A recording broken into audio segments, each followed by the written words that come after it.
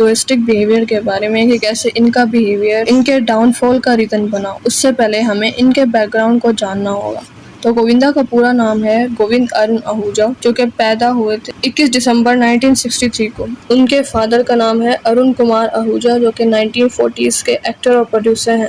उनकी मदर का नाम है निर्मला देवी, जो कि एक सिंगर और एक्ट्रेस है। तो गोविंदा को बेसिकली मोटिवेशन अपनी फैमिली से आया, जिसमें सभी आर्ट से बिलोंग करते थे। तो हुआ क्या, अरुण कुमार आहूजा ने एक फिल्म प्रोड्यूस की थी सहरा, जो कि एक फ्लॉप साबित हुई और उनके फैमिली को बहुत ज्यादा फाइनेंशियली लॉस हो गया था। तो मुंबई में उनका एक बंगला था, उसको बेचकर विरार में एक चौल रेलोकेट हो गए थे और वो बहुत ज्यादा गरीब हो गए थे, जिसकी वजह से निर्मला देवी को ही अपने सिंगिंग करियर से अपनी फैमिली को फाइनेंशियली सपोर्ट करना पड़ा। फिर उसी चौल में गोविंदा का ही बर्थ होता है, यानी 21 दिसंबर 1963 को।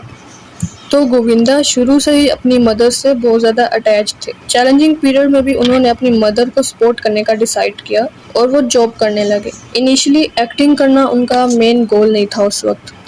अपनी अर्ली लाइफ में उन्होंने 5 से 9 जॉब्स में अप्लाई किया, लेकिन रिजेक्ट हो जाते थे। एक दफ़ा तो उन्होंने ये भी बताया था कि उन्होंने स्टीवर्ड जॉब के लिए ताजमहल में अप्लाई किया था। वो रिजेक्ट हो गए थे बिकॉज वो इंग्लिश में बहुत ज़्यादा वीक थे, कॉन्फिडेंटली बात नहीं करना आती थी। ओके, तो गोविंदा ने अपना फर्स्ट डेब्यूट किया था 1986 में इल्ज़ाम मूवी के जरिए, which turned out to be hit. फिर उन्होंने उसी साल लव 86 मूवी में भी काम किया, ये भी हिट थी। दोनों मूवीज ने कमर्शियल सक्सेस हासिल की।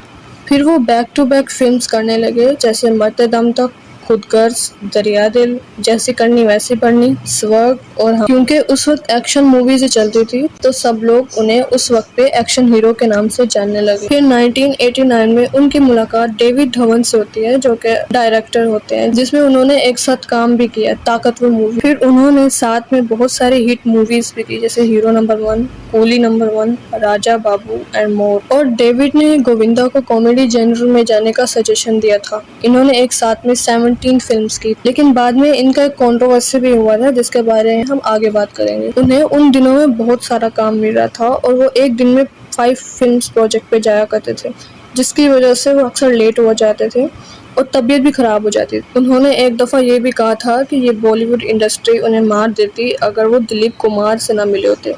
उन्होंने गोविंदा को एडवाइस दी थी कि वो 25 फिल्म छोड़ दें, क्योंकि उन्हें उस वक्त 75 फिल्म करनी थी। I would go from one film set to another, the industry get hold of an uneducated guy like me, they wouldn't killed me had I not met Dilip Kumar, he made me leave 25। अब ये points Govinda के downfall के लिए बहुत ज़्यादा अहम है, तो आप इन बातों को याद रखना। फिर 2004 में एक्टिंग से ब्रेक लेके उन्होंने